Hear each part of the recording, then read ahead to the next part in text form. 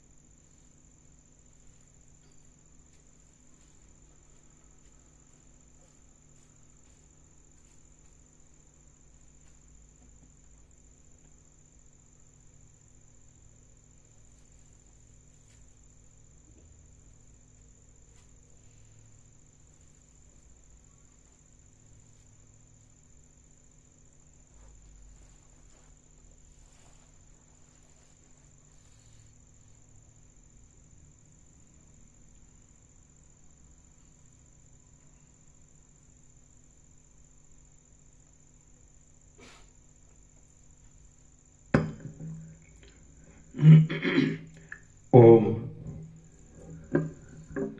ઓમ ઓમ.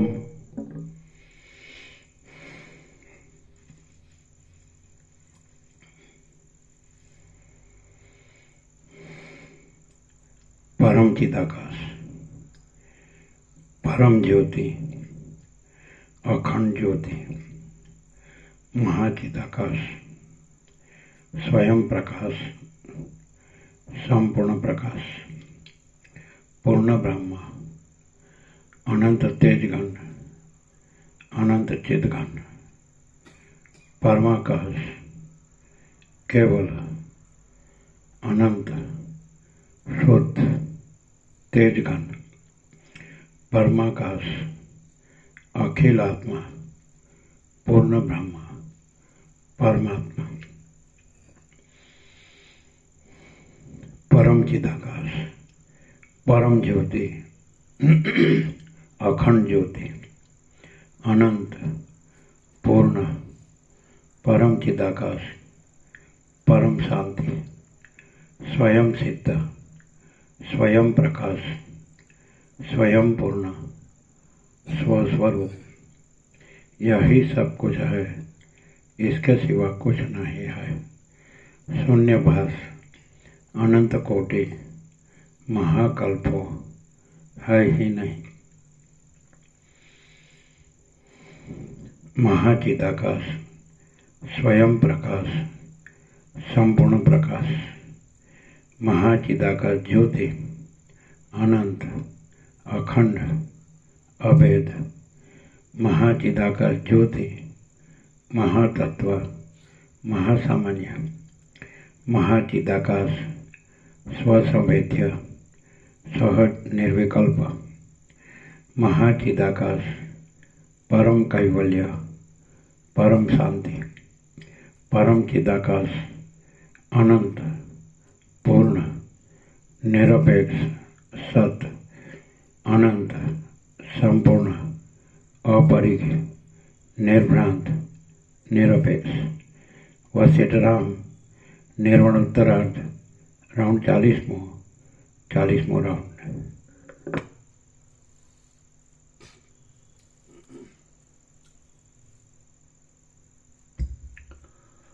આદ્ય પરબ્રહ્મ સદગુરુ દેવ કી જય.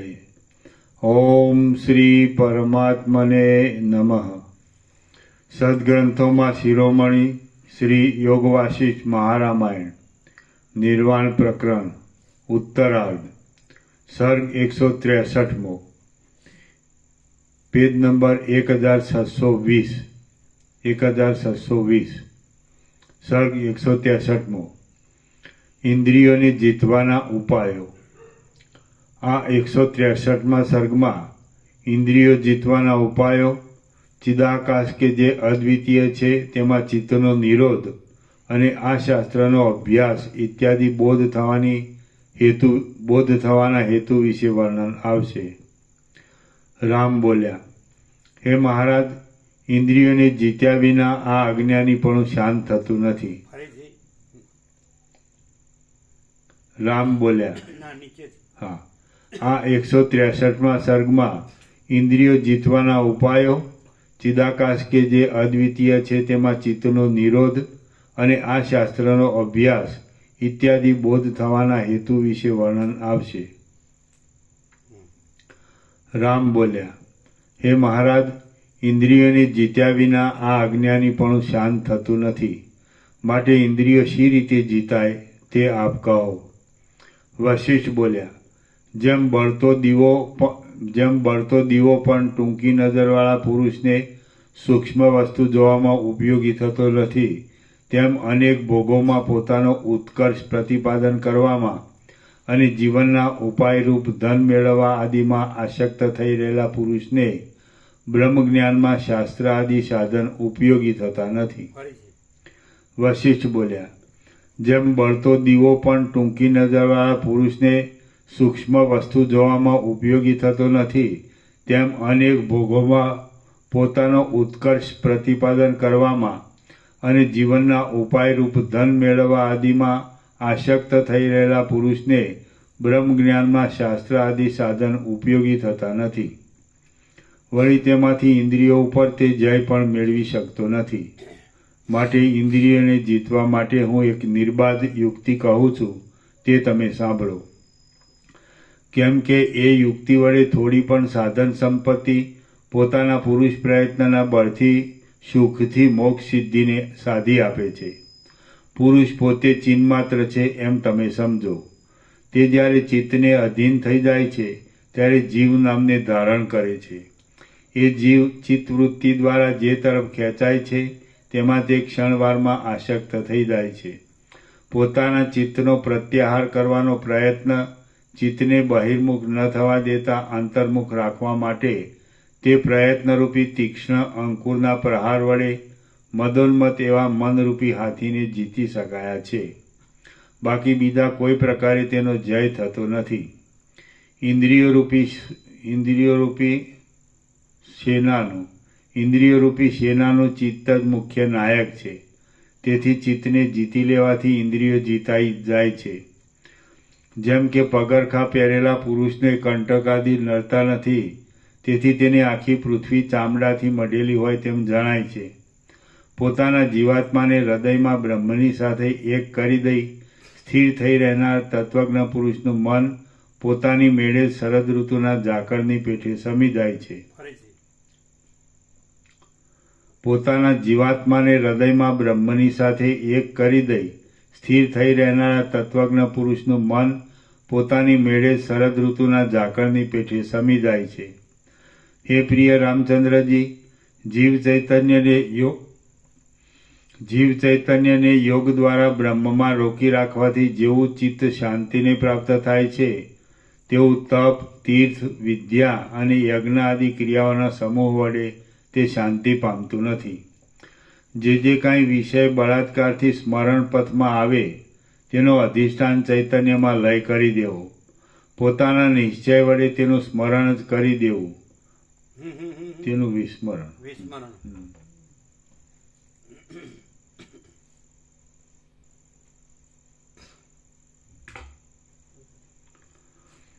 પોતાના નિશ્ચય વડે તેનું વિસ્મરણ જ કરી દેવું અને જડમૂળથી તેના સંસ્કારોને ઉખેડી નાખવા. આ ઉપાયથી ભોગના હેતુરૂપ વિષયનો જય કરી શકાય છે. પોતાના પુરુષ પ્રયત્ન વડે જો ચિત્તને વિષયરૂપી આમિષમાંથી જરા પણ નિરંતર રોકી રાખવામાં આવે તો તત્વવેત્તાઓના અનુભવથી સિદ્ધ સ્વરાજ પદ પરમપદ મળે છે.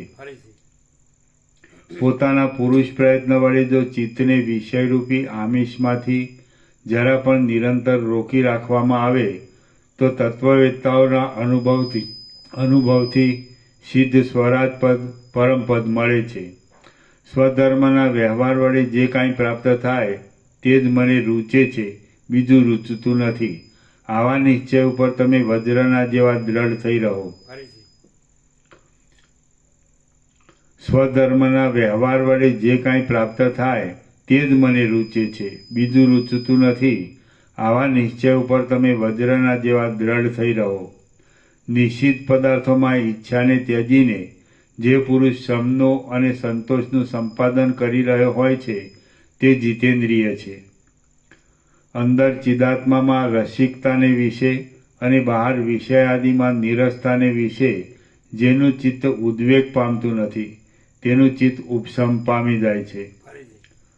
અંદર ચિદાત્મામાં રસિકતાને વિશે અને બહાર વિષય આદિમાં નિરસતાને વિશે જેનું ચિત્ત ઉદ્વેગ પામતું નથી તેનું ચિત્ત ઉપશમ પામી જાય છે. ચિત્તનો બહિર્મુખ થવાનો જે પ્રયત્ન છે તેને રોકી રાખવાથી મન વિષય તરફ દોડવાના પોતાના દુર્વ્યસનને છોડી દે છે. ચિત્તનો બહિર્મુખ થવાનો જે પ્રયત્ન છે તેને રોકી રાખવાથી મન વિષય તરફ દોડવાના પોતાના દુર્વ્યસનને છોડી દે છે. આમ ચિત્ત ચપળતાથી રહિત થઈ જાય છે એટલે તે વિવેક તરફ વળે છે. વિવેકી અને ઉદાર ચિત્તવાળો પુરુષ જીતેન્દ્રિય કહેવાય છે અને તે વાસનારૂપી તરંગોના વેગ વડે સંસાર સાગરમાં તણાતો નથી. સત્સંગતિ અને સત્શાસ્ત્રોના અવલોકન વડે નિરંતર જીતેન્દ્રિય પુરુષ જગતને વાસ્તવ રૂપે સત્ય બ્રહ્મરૂપ દેખે છે. મિથ્યા વસ્તુ તરફ દોડવાથી દુઃખ દેનાર નિર્જળ પ્રદેશમાં થયેલી જળભ્રાંતિ જેમ સત્ય અવલોકનથી નિવૃત્ત થઈ જાય છે તેમ સંસારની ભ્રાંતિ પણ સત્ય અવલોકનથી શાંત થઈ જાય છે. દ્રશ્ય ભાવથી રહિત ચિન્માત્ર તત્વ જ વિવર્ત ભાવથી આ જગતરૂપ થઈ રહેલું છે. એવો જેનો સત્ય બોધ થયો હોય છે તેની દ્રષ્ટિમાં બંધ અને મોક્ષ બંને ક્યાંથી હોય? શોષાઈ જવાને લીધે આકારથી રહિત થઈ રહેલું જળ ક્ષીણતાને પામી જતાં પાછું પ્રવાહ રૂપે વહેતું નથી. તે જ પ્રમાણે કારણથી રહિત દ્રશ્ય જ્ઞાન વડે નિર્મૂળ થઈ જતાં પાછું અંકુરિત થતું નથી. ચિદાકાશરૂપ પોતાનો સંકલ્પ તમે, હું ઇત્યાદિ રૂપને ધારણ કરી રહેલો છે. માટે અધ્યાસ વડે ખડું થઈ ગયેલ હું, તમે ઇત્યાદિ રૂપ આ જગત જ્ઞાન વડે બાધિત થઈ જાય તો તે અધિષ્ઠાન ચૈતન્ય રૂપ જ જણાય છે. હું ઇત્યાદિ રૂપ આ જગત અવિદ્યા માત્ર જ છે. મિથ્યા હોવાથી શાંત છે, શૂન્ય માત્ર છે અને ચિદાકાશરૂપી પોતાના તાત્વિક સ્વરૂપમાં જ રહેલું છે. ચિદાકાશની અંદર તેનો પોતાનો જે વિવર્ત રહે છે તે જ આ જગત રૂપે ભાસે છે. એ ચૈતન્યરૂપ તત્વ જગતથી સાવ શૂન્ય છે એટલે તે અત્યંત શૂન્ય છે એવો નિશ્ચય થાય છે. અહીં સ્વપ્ન દર્શનના દ્રષ્ટાંતનું કોણ ખંડન કરી શકે તેમ છે. જેમ સ્વપ્ન સૃષ્ટિ મિથ્યા છતાં અનુભવમાં આવે છે તેમ આ દ્રશ્ય પ્રપંચ પણ મિથ્યા છતાં અનુભવમાં આવે છે. હે પ્રિય રામચંદ્રજી, સ્વપ્નમાં જે કંઈ રાજ્ય વૈભવ આદિ રૂપે પ્રતીતિમાં આવે છે તે એક સાક્ષી ચૈતન્યનો જ વિવત છે અને પોતાના સ્વપ્નનો પોતાને અનુભવ થવો એ જ તેનું સ્વરૂપ છે. તેમાં કર્તા, કર્મ, કરણ આદિ કારકની કાંઈ અપેક્ષા નથી. તે જ પ્રમાણે જાગ્રત જગતનું પણ સમજી લેવાનું છે. જે કાંઈ કર્તા, કર્મ, કરણ આદિની અપેક્ષાથી રહિત છે તે સર્વ ચિદઘન છે અને તે મારું પોતાનું સ્વરૂપ છે. આ જગત સૃષ્ટિના આરંભકાળમાં કર્તા, કર્મ આદિ સાધન સંપત્તિવાળું હોય તો જાણી શકાતું નથી. તેથી તે મારા પોતાના સ્વયં પ્રકાશ આત્મા રૂપ જ છે. જેમ સ્વપ્નની અંદર પોતાનું મરણ આ જગત સૃષ્ટિના આરંભકાળમાં કરતા કર્મ આદિ સાધન સંપત્તિ વાળું હોય તો જાણી શકાતું નથી. તેથી તે મારા પોતાના સ્વયં પ્રકાશ આત્મારૂપ જ છે. જેમ સ્વપ્નની અંદર પોતાનું મરણ અનુભવમાં આવતા છતાં જાગીને જોઈએ તો હોતું નથી, અને જેમ નિર્જળ પ્રદેશમાં ઝાંઝવાના જળની ભ્રાંતિ પ્રતીતિમાં આવતા છતાં વસ્તુતઃ જોઈએ તો હોતી નથી, તેમ આ અવિદ્યા દેખાતા છતાં વસ્તુતઃ જોતા છે જ નહીં. સૃષ્ટિના આરંભકાળમાં ચિદાકાશે પોતાના સ્વરૂપની અંદર જે વિલાસને વિસ્તારી દીધો છે તે જ નિર્મળ છતાં કાકતાલીયની પેઠે પોતાની મેળે જગતરૂપ થઈ રહેલો છે. નિર્મૂળ જગત નહીં ભાસતા છતાં જાણે ભાષા કરતું હોય તેવું થઈ રહ્યું છે. જે ચિદાકાશના પ્રકાશથી આ સર્વ અપરોક્ષ રીતે ભાસે છે તે જ ખરું તત્વ છે એમ વેદવાદીઓનું સમજવું છે. શૂન્યતા જેમ આકાશરૂપ છે અને ચકરીઓનો વ્યાપાર જેમ જળરૂપ જ છે, તેમ જીવ આદિનો જે કાંઈ વિલાસ અહીં અધિષ્ઠાન ચૈતન્યની અંદર ભાસે છે તે સર્વ પરબ્રહ્મરૂપ જ છે. જેમ કોઈ અવયવીનું સ્વરૂપ અવયવ વડે યુક્ત હોય છે, તેવું જીવ આદિ અવયવવાળું આ બ્રહ્મનું સ્વરૂપ છે. વસ્તુતઃ જોતા બ્રહ્મ પોતે નિરઅવયવ છે. જગતનું સ્વરૂપ વિચારતા તો તે કેવળ આભાસ માત્ર છે. તે શાંત અવિનાશી ચિહ્ન માત્ર છે અને પોતાના સ્વચ્છ સ્વરૂપમાં રહેલું છે. તો તેના સ્વચ્છ સ્વભાવની અંદર શો વિચાર કરવાનો છે? પરમ પદરૂપ બ્રહ્મની અંદર આદિની, અંતની કે મધ્યની કોઈ પણ કલ્પના નથી. આ અવિદ્યા પણ એક તેનું રૂપ જ છે. બાકી બીજી જુદી અવિદ્યા કશી વસ્તુ નથી. જીવ જાગ્રતમાંથી સ્વપ્નમાં આવે છે અને સ્વપ્નમાંથી જાગ્રતમાં જાય છે. તે પ્રબુદ્ધ હો કિંવા અપ્રબુદ્ધ હો, પરંતુ સદા એક રૂપે, સાક્ષી રૂપે જ રહેલો છે. સ્વપ્નની અને જાગ્રતની અંદર સુષુપ્તિ તથા તુર્ય એ બંને સદાકાળ રહેલા છે, અને વિવેક બુદ્ધિવાળો પુરુષ જાગ્રત અને સ્વપ્ન એ બંનેને એક તુર્ય રૂપ જ સમજે છે.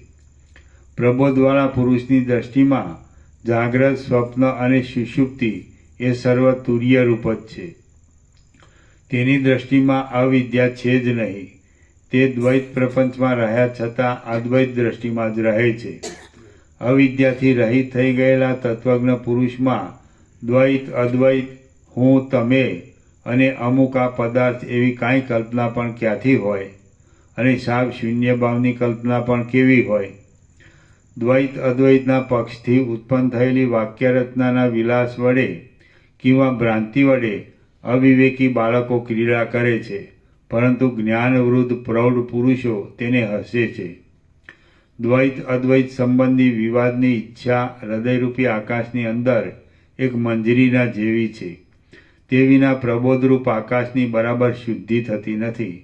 માટે મેં પણ સુહૃદ ભારને સ્વીકારી લઈ વિવાદ વડે અહીં દ્વૈતાદ્વૈત સંબંધી ચર્ચા કરેલી છે, અને તે હૃદયરૂપી ઘરની અંદર અવિદ્યારૂપી ભસ્મને સાવરણીની પેઠે દૂર કરી દે છે. યોગ્ય અધિકારી પુરુષો અવિદ્યારૂપી કચરો નીકળી ગયા પછી બ્રહ્મમાં ચિત્ત રાખી રહે છે. બ્રહ્મમાં જ પ્રાણને ધારણ કરી રહે છે.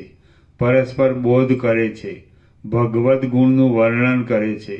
શુભ વાર્તાલાપ કરે છે અને પ્રસન્ન થઈ આનંદ પામે છે. આવી રીતે અવિચ્છિન્ન ભક્તિ વડે પ્રીતિપૂર્વક ભજનારા અને નિરંતર વિચારયુક્ત વિવેકી અધિકારીઓને હું એવી ઉત્તમ બુદ્ધિનો યોગ આપું છું કે જેથી તેઓ તે અવિનાશી પદને પ્રાપ્ત થાય છે. એકમાત્ર તૃણની પણ રક્ષા કરવા માટે યત્ન કરીને ઉપાય સાધવામાં આવે છે તો જ તે ઉપયોગી થાય છે. તો પછી ત્રૈલોક્યના અનેક સમૂહને આચ્છાદન કરી દેનારું બ્રહ્મરૂપ તત્વજ્ઞાન યત્ન વિના કેમ સિદ્ધ થાય? જે ઉત્તમ સ્થિતિ પાસે પ્રસરી રહેલું તથા આત્મા સંબંધી દુઃખથી રહિત અને હૃદયમાં રહેલ અધમ કામને જીતવામાં અસમર્થ આ આખું જગત જે ઉત્તમ સ્થિતિ આગળ ઉપહાસના સ્થાનરૂપ થાય છે, તે જ્ઞાનમય ઉત્તમ સ્થિતિનો લાભ વિનાયતને શી રીતે મળે? રાજ્ય આદિ સુખ તો મનનો એક અંકુર છે અને તે તો શા હિસાબમાં છે? પરંતુ તત્વજ્ઞાનથી થતી એક ઉત્તમ વિશ્રાંતિ આગળ ઇન્દ્રપદ પણ ઘાસના જેવું અતિ તુચ્છ છે. અજ્ઞાનરૂપી નિદ્રામાં સૂતેલા અને દ્રશ્ય વિષયભોગમાં આસક્ત રહેલા અવિવેકી મનુષ્યો જેમ દ્રશ્યને અતિ આસક્તિથી જુએ છે, તેમ શાંત તત્વજ્ઞ મહાત્માઓ દ્રશ્યમાં આસક્તિ બાંધતા નથી. તેઓ તો સુષુપ્તિ જેવી અવસ્થામાં રહીને પ્રબોધને પ્રાપ્ત થાય છે અને નિરતિશય આનંદરૂપ પરમ પદને અતિ આસક્તિથી જુએ છે. અતિશય યત્ન કર્યા સિવાય આ દુર્લભ મોક્ષપદ કોઈ દિવસ પ્રાપ્ત થતું નથી. મોટા અભ્યાસરૂપ વૃક્ષનું પરમ પદ એ એક ફળરૂપ છે એમ તમે સમજો. એટલા માટે જ મેં તમને અભ્યાસની દ્રઢતા વિશે વારંવાર કહ્યું છે અને તમારે પણ આ ગ્રંથ વડે અને આ અભ્યાસના શ્રમ વડે આપણને શું પ્રયોજન છે એવી અશ્રદ્ધાવાળી બુદ્ધિ ન રાખવી. કેમ કે કોઈ અતિ કુશળ બુદ્ધિવાળાને જ અભ્યાસની અપેક્ષા રહેતી નથી. બાકી અવિવેકી બુદ્ધિવાળા પુરુષના હૃદયમાં તો દુર્બોધ આત્મતત્વ આટલું બધું વિસ્તારપૂર્વક કહેતા પણ સમજી શકાતું નથી. આ શાસ્ત્રનું વારંવાર આવર્તન કરવામાં આવે, ઘણા લાંબા સમય સુધી તેનો આસ્વાદ લેવામાં આવે અથવા તેનું શ્રવણ કરવામાં આવે કે તેની કથા કરવામાં આવે તો અજ્ઞાની પણ તત્વજ્ઞ બની જાય છે. જે માણસ આ શાસ્ત્રનું એકવાર અવલોકન કરીને આપણે એ જોઈ લીધું છે એમ કહી છોડી દે છે, તે અધમ પુરુષને બીજા સામાન્ય શાસ્ત્રોમાંથી ભસ્મનો પણ લાભ થતો નથી. આ આખ્યાન ઉત્તમ છે. વેદની પેઠે સદા તેનું અધ્યયન કરવું, વ્યાખ્યાન કરવું અને તેની પૂજા કરવી, કેમ કે તે પુરુષાર્થરૂપી ફળ આપનાર છે. જે ફળ આ શાસ્ત્રથી પ્રાપ્ત થાય છે તે જ ફળ વેદથી પણ પ્રાપ્ત થાય છે. આ શાસ્ત્રનું જ્ઞાન મળવાથી કર્મ અને જ્ઞાન એ બંને પવિત્રતાને પ્રાપ્ત થઈ જાય છે. વળી આ શાસ્ત્ર જાણ્યાથી વેદાંતનો તર્કપૂર્વક સિદ્ધ થતો સિદ્ધાંત જણાઈ જાય છે. તેમજ આ આખ્યાન શાસ્ત્ર દ્રષ્ટિમાં પણ ઉત્તમ ગણાયેલું છે. આ તમને હું દયાદ્રપણાથી કહું છું, માયા વડે કહેતો નથી. તમે પણ આ શાસ્ત્ર વિચારવાથી આ દ્રશ્ય સમૂહને માયારૂપ મિથ્યા સમજશો. માટે આનો વિચાર કરો. આ ઉત્તમ શાસ્ત્ર વિચારતા જે બોધોનો લાભ થાય છે, તેથી જેમ લવણના યોગ્ય યોગથી અથાણા રુચિકર થાય છે, તેમ બીજા શાસ્ત્રો રુચિકર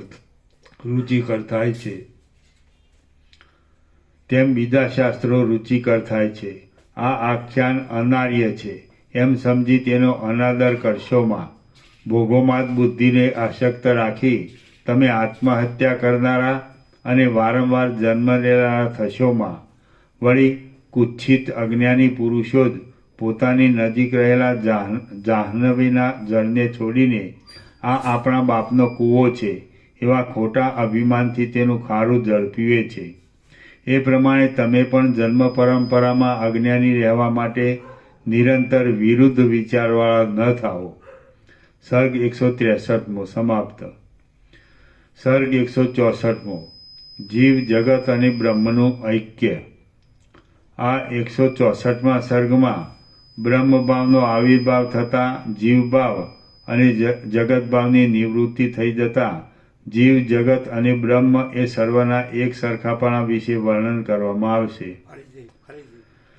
આ 164મા સર્ગમાં બ્રહ્મભાવનો આવિર્ભાવ થતાં જીવભાવ અને જગતભાવની નિવૃત્તિ થઈ જતાં જીવ જગત અને બ્રહ્મ એ સર્વના એક સરખાપણા વિશે વર્ણન કરવામાં આવશે. વશિષ્ઠ બોલ્યા, ચિદાત્મારૂપી સૂર્યના કિરણના સમૂહની અંદર જગતો સ્ફુરી રહ્યા છે. તેમની અંદર પ્રસિદ્ધ રૂપે જણાતા જીવરૂપી પરમાણુઓ ચિદાત્મારૂપી સૂર્યના જેવા જ છે.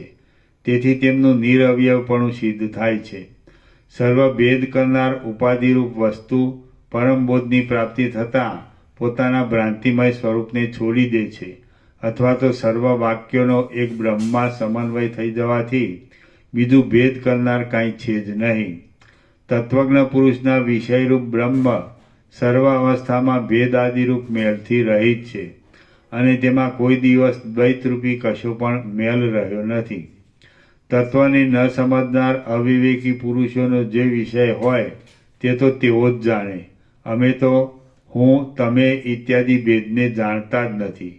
તમે એ અવિવેકી પુરુષને તથા તે મેલરૂપ વસ્તુને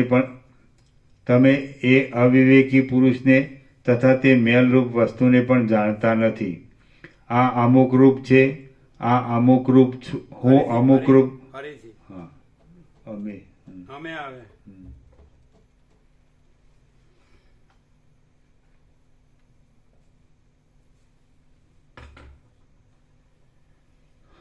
અમે તો હું, તમે ઇત્યાદિ ભેદને જાણતા જ નથી.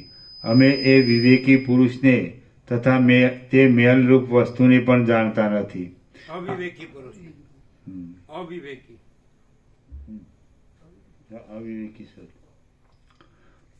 અમે તો હું, તમે ઇત્યાદિ ભેદને જાણતા જ નથી. અમે એ અવિવેકી પુરુષને તથા તે મેલરૂપ વસ્તુને પણ જાણતા નથી. આ અમુક રૂપ છે, આ હું અમુક રૂપ છું, અમુક મૂર્ખ છે અને અમુક સત્ય છે એવી ભેદ ભરેલી બુદ્ધિ તત્વજ્ઞમાં સંભવતી નથી. કેમ કે દેવભૂમિરૂપ મેરુ પર્વતમાં જાજવાનું જળ ક્યાં હોય? જેમ એક જ દ્રવ્યના તાત્વિક નિશ્ચય ઉપર સ્થિર રહેલા પુરુષના ચિત્તની અંદર તેનાથી વિરુદ્ધ ભ્રાંતિઓ પેદા થતી નથી, તેમજ તત્વના વાસ્તવિક નિશ્ચય ઉપર આરૂઢ થઈ રહેલા તત્વજ્ઞની અંદર પણ બીજી ભ્રાંતિઓ ઉત્પન્ન થતી નથી. આ દ્રશ્ય હતું નહીં, ઉત્પન્ન પણ થયું નથી, હમણાં વિદ્યમાન પણ નથી અને હવે પછી પણ થશે નહીં, પરંતુ વિવેક વડે જોતા સદરૂપ બ્રહ્મ જ વિવર્ત ભાવથી આવા રૂપે રહ્યું છે. ચિદાકાશના વિલાસને જો જગતરૂપ સમજવામાં આવે તો પોતાના શુદ્ધ બ્રહ્મરૂપ આત્મામાં સ્થિર થઈ શકાય છે અને તેવી જીવનમુક્ત દશામાં વિવેકી પુરુષો જગતને જ્ઞાનરૂપ જ સમજે છે, પણ તેને જડ રૂપે દેખતા નથી. સ્વપ્નને વિશે અને મનોરાજ્યમાં કલ્પી લીધેલા નગરોને વિશે જેમ સ્વચ્છ ચિદાકાશ વિના બીજું કશું પણ નથી, તેમ જાગ્રતરૂપ પ્રતીતિમાં આવતા આ જગતની અંદર પણ ચિદાકાશ વિના બીજું કાંઈ નથી. વળી નિરાકાર એવા જીવોનું રૂપાંતર પણ થતું નથી. પ્રથમ આ કશું પણ ઉત્પન્ન થયેલું જ નથી અને જે કાંઈ ચેતન સત્તાથી ભાસે છે તે અનાદિ ચિદાકાશ રૂપ છે. જ્યાં પ્રથમ ઉપાદાન કારણ, નિમિત્ત કારણ કે સહકારી કારણ એ કશું નથી, તેમાંથી આ જગતરૂપ વસ્તુ પોતાની મેળે જ ઉત્પન્ન થાય છે. આમ કહેવું કેવું પાયા વગરનું છે. માટે પ્રથમ અહીં કશું પણ પોતાની મેળે ઉત્પન્ન થતું નથી. અવિવેકીઓના અનુભવમાં આવતા બ્રહ્મા આદિ પણ વસ્તુતઃ હોતા નથી, પરંતુ આ ચિદાકાશ જ સ્વયંભૂ અને આ પ્રપંચ એ બંને રૂપે પ્રસરી રહેલું છે. ચિત્ત સત્તા વડે તે આકાશ જેવું શૂન્ય છે, છતાં આવે રૂપે ભાસી રહ્યું છે. શ્રી યોગ વાસિષ્ઠ મહારામાયણમાં નિર્વાણ પ્રકરણના ઉત્તરાર્ધનો જગત પરમાત્મા ઐક્ય પ્રતિપાદન નામનો સર્ગ 164મો સમાપ્ત. સર્ગ 165મો જાગ્રત સ્વપ્નનું ઐક્ય. આ 165મા સર્ગમાં પરસ્પર ઉત્પત્તિ થવાથી અને પરસ્પર સંબંધને લીધે સર્વતનું ચિન્માત્રપણું દ્રઢ કરવા માટે જાગ્રત અને સ્વપ્ન એ બંનેના ઐક્ય વિશે વર્ણન કરવામાં આવશે. વશિષ્ઠ બોલ્યા, મનોરાજ્ય ક્ષણિક હોવાથી જાગ્રતમાં સ્વપ્નના જેવું છે અને તેમાંય મનોરાજ્યરૂપી સ્વપ્ન જ જાગ્રત ભાવને પ્રાપ્ત થાય છે. સ્વપ્નમાં પ્રતીતિમાં આવતી જાગ્રત અવસ્થામાં આ પ્રસિદ્ધ જાગ્રત સ્વપ્નતાને પ્રાપ્ત થઈ જાય છે. સ્વપ્ન જાગ્રતમાં અનિશ્ચિત છે અને જાગ્રત સ્વપ્નમાં અનિશ્ચિત છે. સ્વપ્નરૂપ જાગ્રતમાંથી પ્રબુદ્ધ થયેલો આત્મા પાછો જાગ્રતરૂપી સ્વપ્નમાં પ્રવેશ કરે છે. જાગ્રતરૂપ સ્વપ્નમાં રહેલો પુરુષ સ્વપ્નાવસ્થાને સ્વપ્ન એવા નામથી કહે છે અને સ્વપ્નરૂપ જાગ્રતમાં રહેલો જીવ જાગ્રતને જાગ્રત એવા નામથી કહે છે. સ્વપ્નાવસ્થામાં અનુભવાતી જાગ્રત અવસ્થા જાગ્રતના જેવો જ અનુભવ આપવાથી જાગ્રત જ છે, સ્વપ્ન નથી. હવે મનોરાજ્યમાં પણ એક જાગ્રત સ્વપ્નના જેવું છે અને તે પણ સ્વપ્નના જેવું અનુભવમાં આવવાથી એક સ્વપ્ન જ છે, પરંતુ તે કોઈ દિવસ જાગ્રત નથી.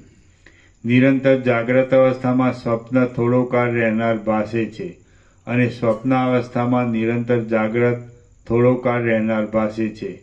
જાગ્રત અને સ્વપ્ન એ બંનેનો કોઈ દિવસ કશો પણ ભેદ નથી અને પરસ્પર એકબીજાનું અનુસ્યુતપણું રહેલું છે, પણ યુક્તિ વડે જોતા તે સત્ય નથી.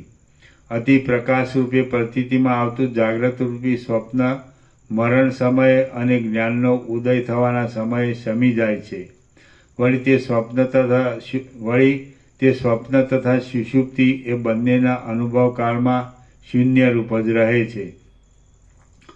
આ જીવનરૂપી સ્વપ્ન સમયમાં મરણ પછીના જન્મરૂપી જાગ્રત દૃશ્યનો અભાવ હોય છે. તેથી તેમાં બીજા જન્મરૂપી જાગ્રતના કોઈપણ પદાર્થો દેખાતા નથી. શૂન્ય છતાં નાના પ્રકારે થઈ રહેલી એવી જીવિતરૂપી જાગ્રત અવસ્થા જ્યારે વિદ્યમાન હોય છે ત્યારે પરલોકરૂપી કાંઈ પણ સ્વપ્ન જોવામાં આવતું નથી. જેમ સ્વપ્નની અંદર દેખાતા ત્રણેય લોક ચિદાકાશના માત્ર ચમત્કાર રૂપ છે, તેમ જાગ્રત અવસ્થાની અંદર પણ ઠેઠ સૃષ્ટિના આરંભથી માંડી અંતઃકરણમાં ભાસી રહેલા આ ત્રણેય લોક ચિદાકાશના એકમાત્ર ચમત્કાર રૂપ જ છે. સર્વ પ્રાણીઓ અને પંચમહાભૂતો અસત્ય છતાં સત્ય જણાય છે. સ્વપ્નમાં દેખાતી પૃથ્વીની પેઠે જાગ્રત અવસ્થામાં દેખાતી સૃષ્ટિનું જો કે સાકારપણું વિશાળ રૂપે પ્રતીતિમાં આવે છે, તો પણ પરમાર્થ દ્રષ્ટિથી જોતા તે બિલકુલ નથી. સ્વપ્નની અંદર અનેક રૂપે પ્રતીતિમાં આવતા છતાં સ્વપ્ન સૃષ્ટિ વસ્તુતઃ જોતા સાવ શૂન્ય જ છે. તે જ પ્રમાણે જાગ્રત અવસ્થામાં પ્રતીતિમાં આવતું આ જગત પણ ચિદાકાશ રૂપ જ છે. તેજમાં રહેલા પ્રકાશની પેઠે ચિદાકાશનો એવો સ્વભાવ છે કે પોતાના સ્વરૂપની અંદર વિશાળ જગતના આકારે તેનો વિવર્ત પ્રતીતિમાં આવે છે. ચિદાકાશનો સ્વાભાવિક ચમત્કાર જ આકાશમાં, ભિંતના પરમાણુમાં, જળમાં અને સ્થળમાં જગતના નામે પૂર્ણપણે પ્રકાશી રહે છે. જો આ જગતરૂપી ભ્રાંતિ અસત્ય છે અને સત્ય વસ્તુની પેઠે તે પ્રતીતિમાં આવવા છતાં આકાશરૂપ જ છે, તો પછી શા માટે તે તરફ આગ્રહ રાખવાનો છે? હે પ્રિય રામચંદ્રજી, ગ્રહણ કરનાર, ગ્રહણ કરવાનો વિષય અને ગ્રહણ કરવું એ ત્રણેય શૂન્ય જ છે. જગત અધિષ્ઠાન સત્તાથી સત્ય હો કિંવા આરોપિત રૂપે અસત્ય હો, પરંતુ તેમાં શો આગ્રહ રાખવાનો હોય? આ જગતની સ્થિતિ આપણને દેખાય છે તે પ્રમાણે હો કિંવા બીજા પ્રકારે હોય, અથવા સાવ ન હો, પરંતુ તેમાં સંભ્રમ રાખવા જેવું કાંઈ નથી. હવે સર્વનું તાત્વિક સ્વરૂપ તમારા સમજવામાં આવી ગયું છે, તો તુચ્છ ફળમાં ફળરૂપતાનો શો આગ્રહ રાખવો? હવે વિકલ્પો પણ ઘણા છે, માટે તેથી વિરામ પામવાનું છે. શ્રી યોગ વાસિષ્ઠ મહારામાયણમાં નિર્વાણ પ્રકરણના ઉત્તરાર્ધનો જાગ્રત સ્વપ્ન કથોપદેશ નામનો સર્ગ 165મો સમાપ્ત. સર્ગ 166મો ખ્યાતિઓ વિશે વર્ણન. આ 166મા સર્ગમાં આત્મખ્યાતિ વિશે તથા બીજી ખ્યાતિઓ વિશે અને બ્રહ્મરૂપ નીલશિલાના આખ્યાન વિશે પ્રશ્નોત્તરપૂર્વક વર્ણન કરાશે. વશિષ્ઠ બોલ્યા, સાર્થક એવો આત્મ શબ્દ અને ખ્યાતિ શબ્દ એ બંનેથી રહિત આ આત્મખ્યાતિ છે એમ તમે સમજો, અને તે શિલાના અંદરના ગર્ભ જેવી એક રસ છે. સૃષ્ટિના આદિકાળથી આરંભી ચિદાકાશ જ આવા રૂપે પ્રસરી રહેલું છે. એ ચિદાકાશ પોતાના આત્માની અંદર પોતાના વિવર્તને પ્રસારી દે છે અને તે પોતે જ સૃષ્ટિરૂપ સમજી લે છે. અહીં નદીઓ વહેતી નથી અને ડૂબવું તરવું પણ થતું નથી. નિષ્ક્રિય એવું ચિદાકાશ જ પોતાના આકાશ જેવા નિર્વિકાર સ્વરૂપમાં આવા પ્રકારે પ્રતીતિમાં આવે છે. ખ્યાતિ શબ્દથી અને ખ્યાતિ શબ્દના અર્થથી રહિત સ્વયં પ્રકાશ આત્માને પોતાનો આત્મા સૃષ્ટિરૂપ જણાયાથી વિદ્વાનો આત્મખ્યાતિ શબ્દરૂપ સમજે છે. આ આત્મા જ આ સર્વ જગતરૂપ છે અને તેની વિશે કશી પણ ખ્યાતિ રહી નથી. વળી કોઈ ખ્યાતિએ તેને કોઈ પણ દેશકાળમાં પ્રખ્યાત કરેલો નથી. તેથી હજી તેમાં અખ્યાત પદ ઘટી શકે છે, પરંતુ ભાવરૂપ અર્થને બતાવનાર કિત્ન પ્રત્યાંત આખ્યાતિ પદ તેમાં ઘટતું નથી.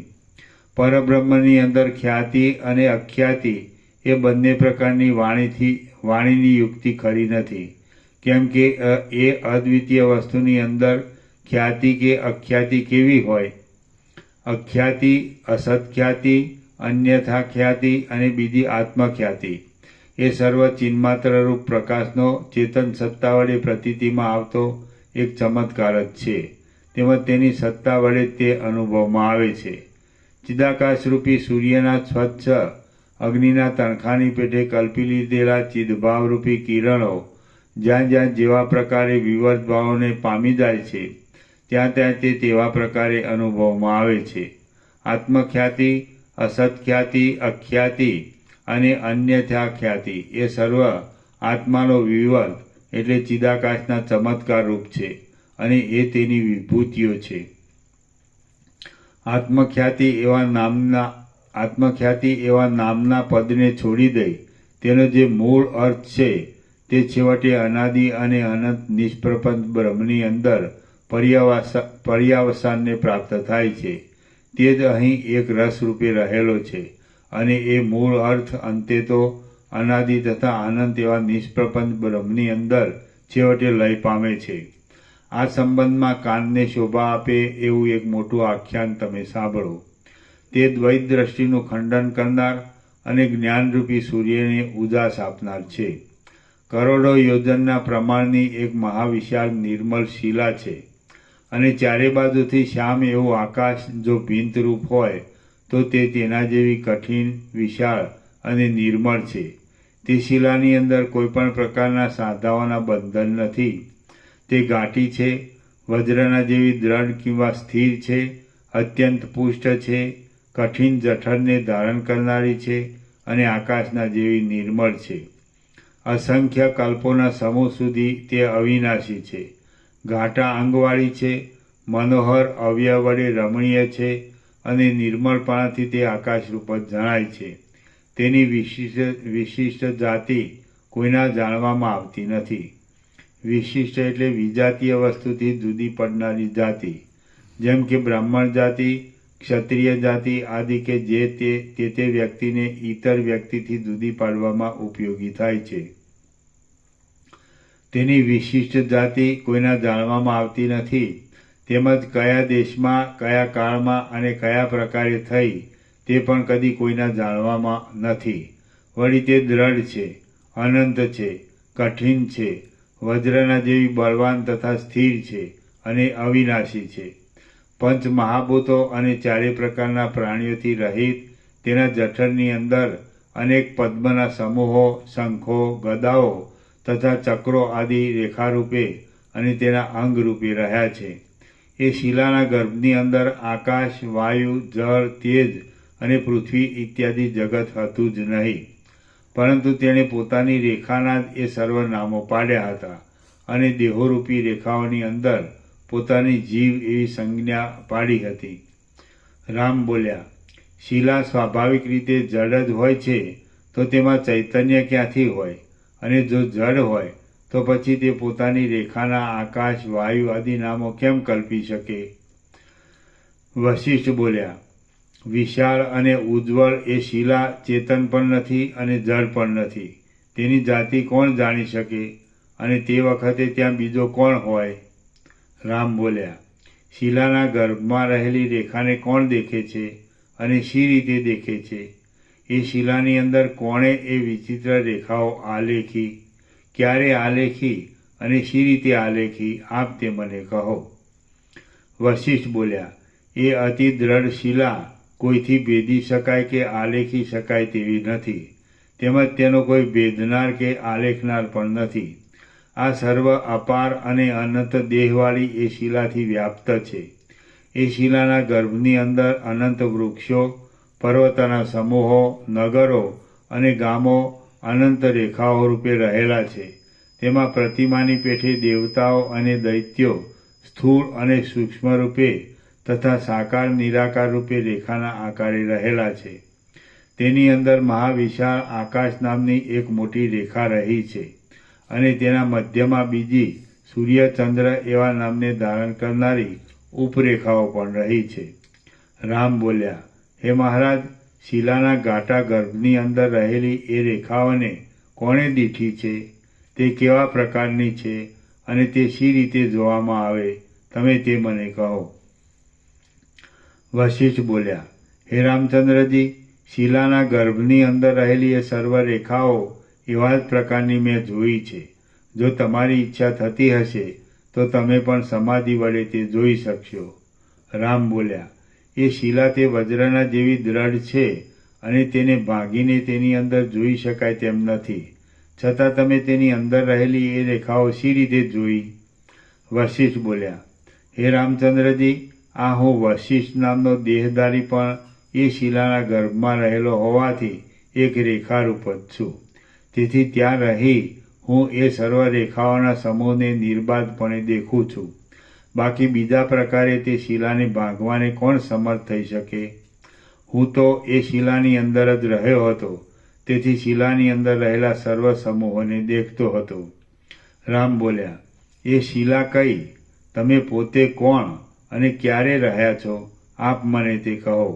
અને વળી આ શિલાના નામથી તમે શું કહ્યું તથા શું દીઠું તે કહો. વશિષ્ઠ બોલ્યા, આ મેં તમને જે શિલાના નામથી વચન રસના વડે વર્ણવી બતાવી છે તે પરમાત્માની મહાસત્તા જ છે.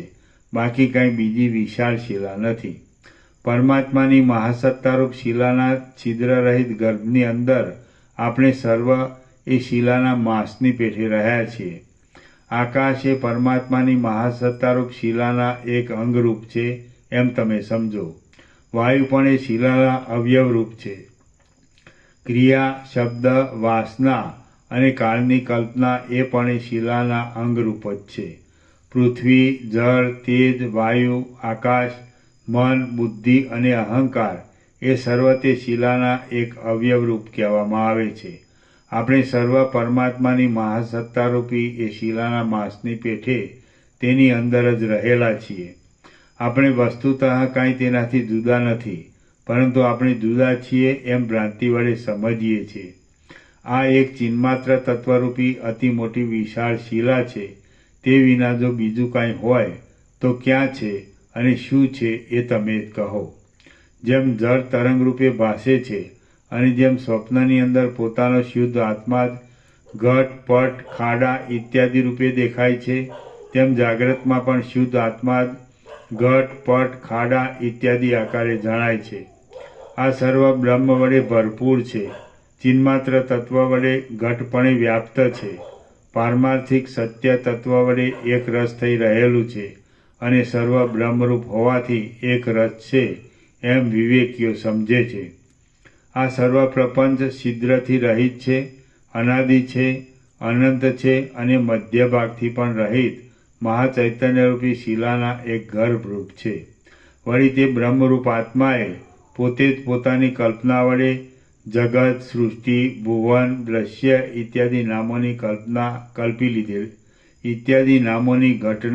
કલ્પી લીધેલી છે. શ્રી યોગવાસિષ્ઠ મહારામાયણમાં નિર્વાણ પ્રકરણના ઉત્તરાર્ધનો શિલોપાખ્યાન નામનો સર્ગ 166મો સમાપ્ત.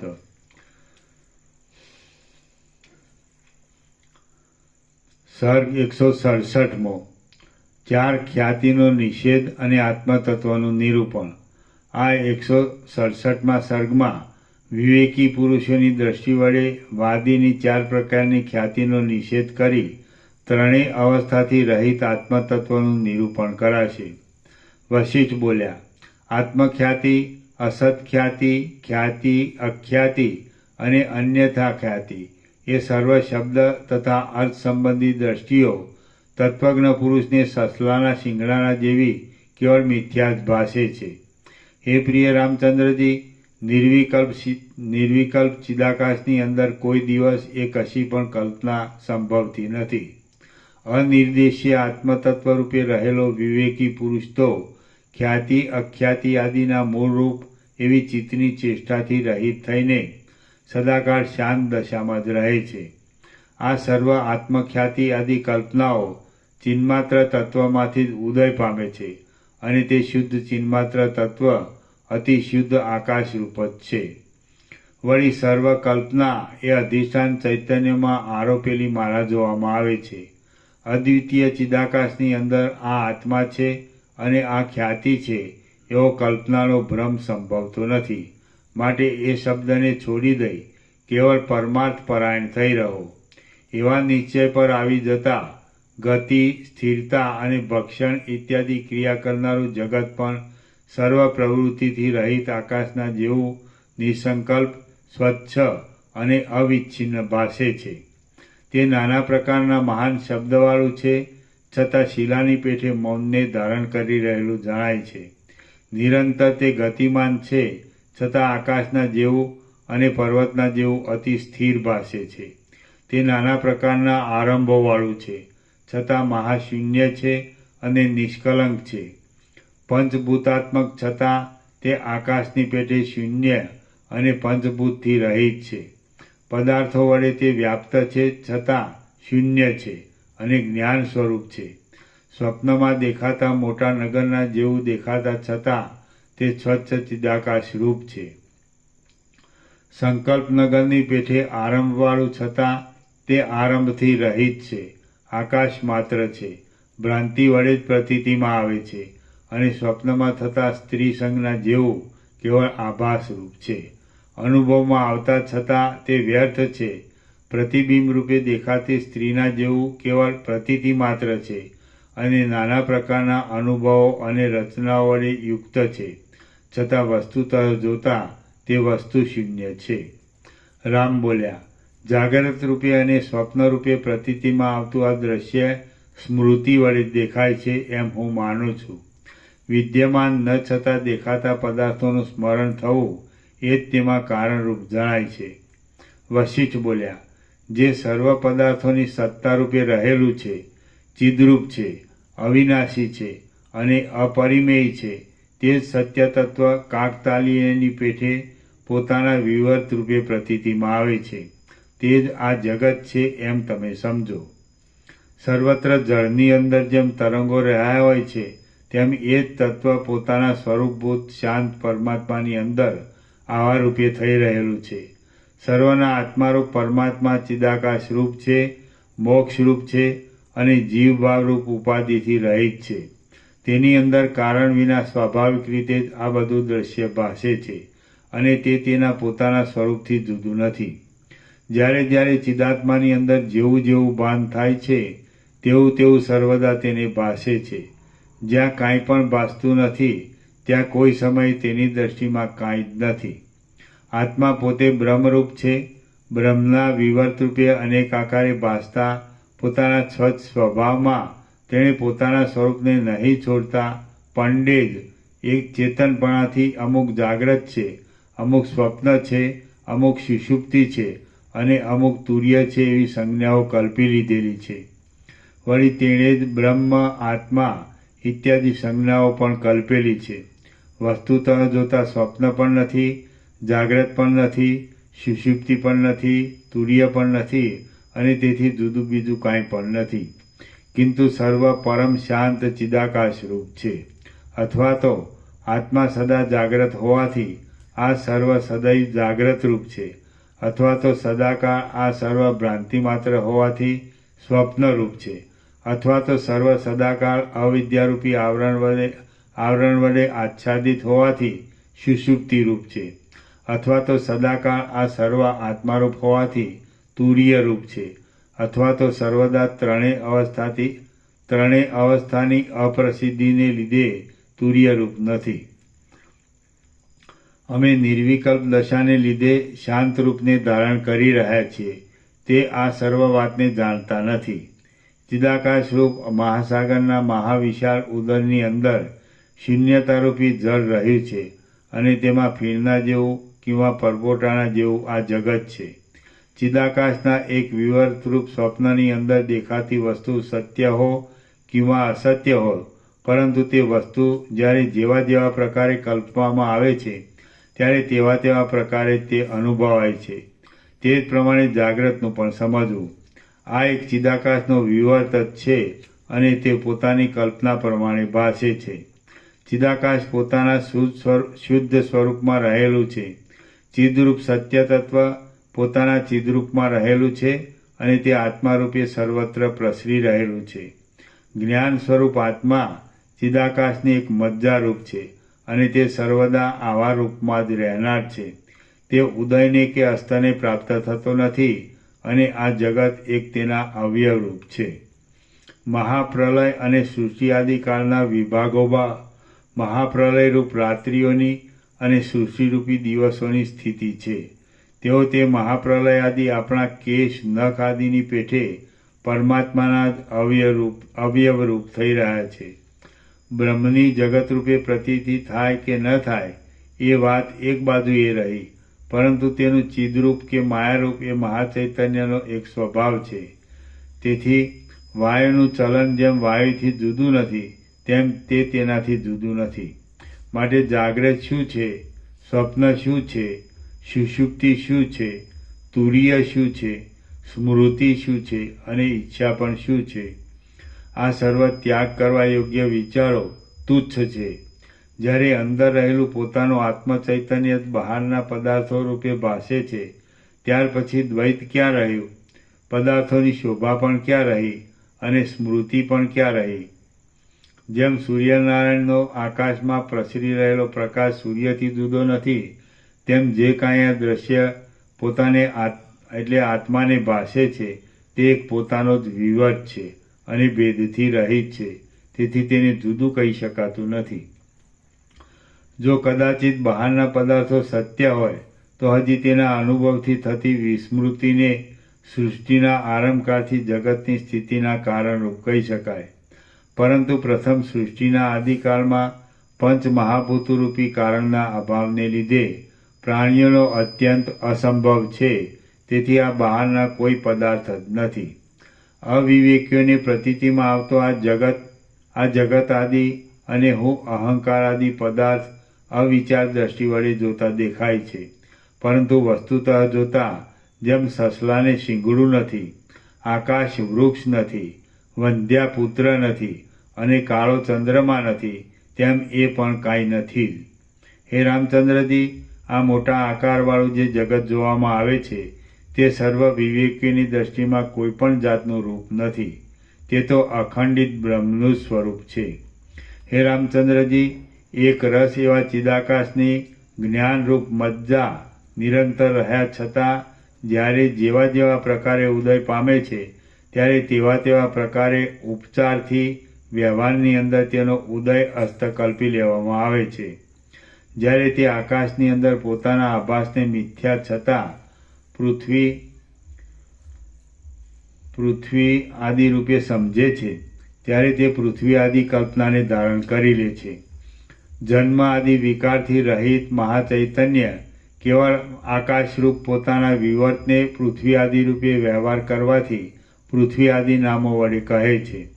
બાળક જેમ આકાશની અંદર પોતાના મનોરાજ્યના નગરને કલ્પી લે છે, તેમ અવિનાશી ચિદાકાશ આકાશના જેવા પોતાના સ્વરૂપની અંદર આ પૃથ્વી છે એવી કલ્પનાને ધારણ કરી લે છે. નિર્વિકાર ચિદાકાશનું જગતરૂપે ભાન થવું અને જગતરૂપે ભાન ન થવું એ બંને વાત એક જ અધિષ્ઠાનમાં કેમ ઘટી શકે? આવી શંકા કરવી યોગ્ય નથી. કેમ કે આકાશમાં રહેલો પવન જેમ ચપળતા અને સ્થિરતા બંનેને ધારણ કરે છે, તેમ સ્વભાવે જ એ પરમ તત્વ પણ સવિકલ્પ ભાવને અને નિર્વિકલ્પ ભાવને ધારણ કરે છે. વાસનાના ઉદય વડે જેમ જેમ એ ચિદાકાશ સ્ફુરણને ધારણ કરે છે તેમ તેમ આ જગતનો ભાસ થાય છે. બાકી વાસ્તવિક રીતે નિરાકાર ચિદાકાશ પોતાના સ્વરૂપની અંદર રહેલું છે. આ પૃથ્વી આદિ કશું કોઈ કાળે સત્ય નથી. એ દ્રશ્ય જેવું ભાસતું હોય તેવું ભલે સુખથી ભાસો, એ પ્રતીતિમાં આવતા છતાં પણ ચિદાકાશ રૂપ હોવાથી તેને સત્ય કે અસત્ય કાંઈ કહી શકાતું નથી. પ્રપંચનું સ્વરૂપ કાંઈ જ નથી, પરંતુ કાંઈક અનિર્વચનીય તો છે. આ જગત આવું છે કે આવું નથી, અને સત્ય છે કે અસત્ય છે ઇત્યાદિ યથાસ્થિત લોકપ્રચલિત વૃત્તાંતને પ્રાજ્ઞપુરુષ જાણી શકે છે. બાકી બીજો મૂર્ખ તેને જાણી શકતો નથી. વિવેકી પુરુષ પોતે સર્વના હૃદયાકાશમાં આત્મારૂપે રહેલો છે. આથી તેના વિલાસરૂપે પ્રકટ જાણાતી દ્રશ્યની શોભામાંનું આ બાહ્ય બ્રહ્માંડ છે અને આ તેની અંદર રહેલું શરીર છે એવી ભેદની કલ્પના વડે નામોની રચના કરી છે. એ સર્વ ઘટના મહાચિત્ત સત્તાની જ છે.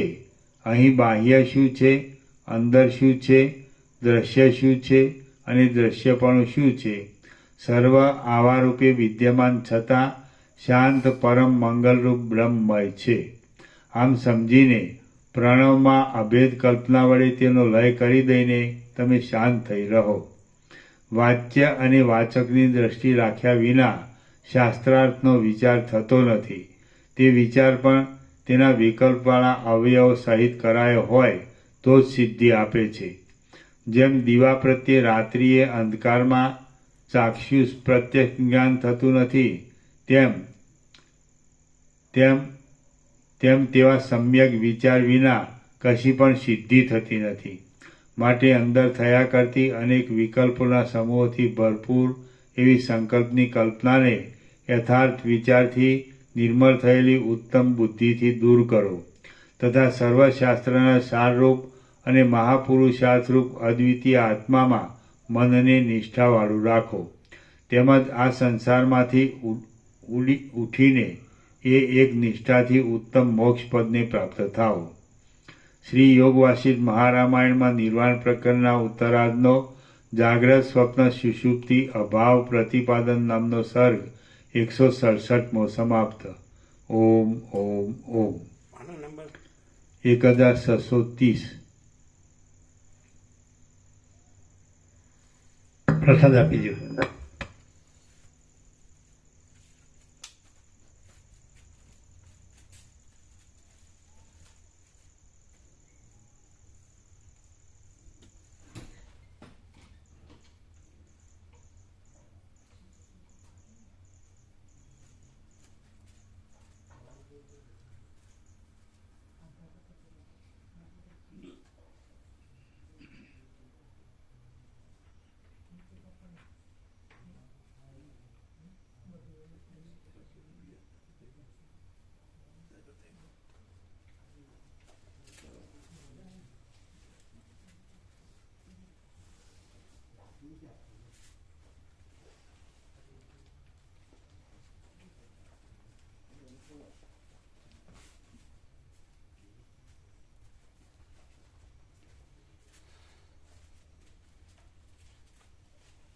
એક્શન કર્યું કરું ધાબળો હતું એ પાછું એ બધું ના duplicate આવે. સરસ એકદમ આપો પ્રસાદ આપો. એટલે ખોલો. હાથના પગના મોજે છે ગમ ને એક ટોપી છે. આ બધું ડુપ્લિકેટ આવતું ના બધું સરસ છે ટોપી જોઈને મંગાવ્યું છે એકદમ સરસ છે મજા મૂકો મૂકવાનું.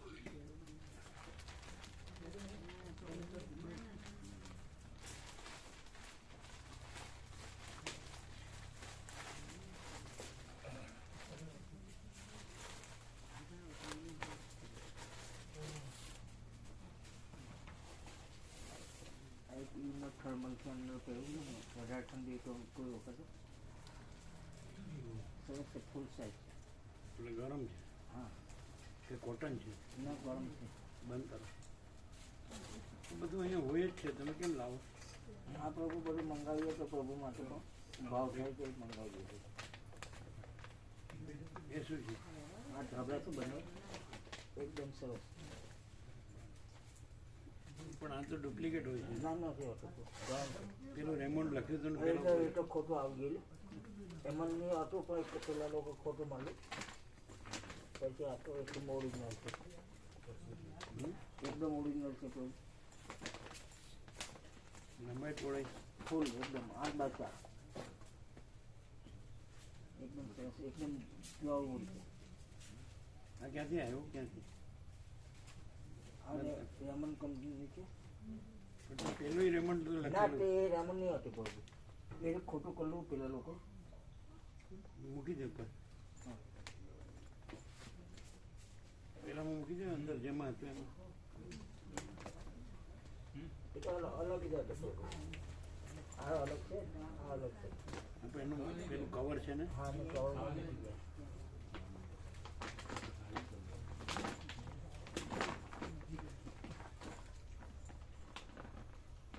તે કેવી રીતે ખબર પડે કે આ ડુપ્લિકેટ નથી એ તો મટીરિયલ લખેલું અને પેલું છે ને પ્રભુ એ બીજી કંપનીમાં હતું પણ તેને ખોટું લખી દીધું છે એમાં. બાકી આ તો એ ઓરિજિનલ કંપનીમાંથી આવી મંગાવ્યું. અંદર નથી ગયું પૂરેપૂરું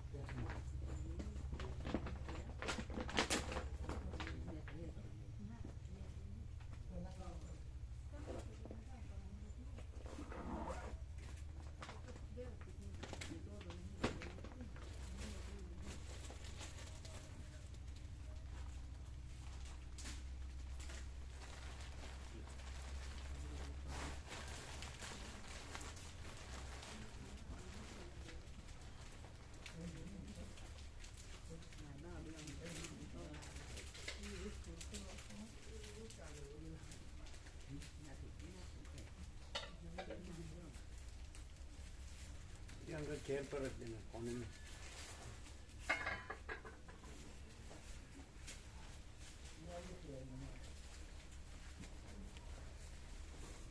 में चेयर है ना कोने में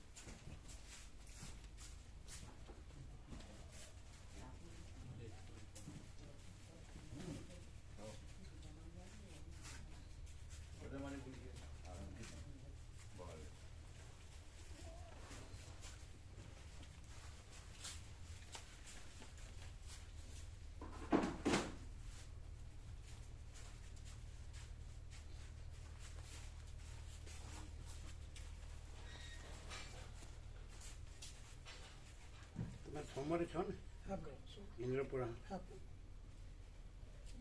તમારા લોકોને કીધું છે બધાને શિવરાળા વાળાને આવવાના ડાયરેક્ટ આવશે કે અહીંયા આવશે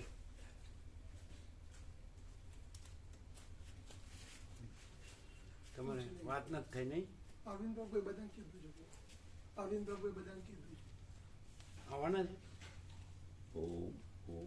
ડાયરેક્ટ આવવાનું કે અહીંયા આવવાનું પૂછી નહીં અહીંયા આવે તો અહીંથી સાથે જવાય હા એ લોકોને અહીં સીધું પડે ને હા સીધું અહીંયા થઈને જ જવાનું. હા જેટલા ના હોય બધા આવી શકે સમજાય મોટા સાધનો દરેકના સાધન હોય ને બધાના સાધન તો હોય ને એક સાધનમાં કેટલા 5-5 બેસે ને હા બેસે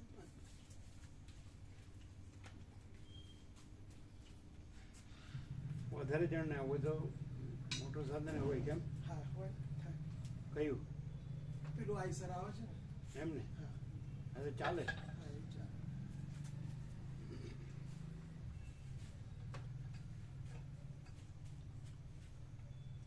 બાદે ચલ લઈ લે ના બાદ હા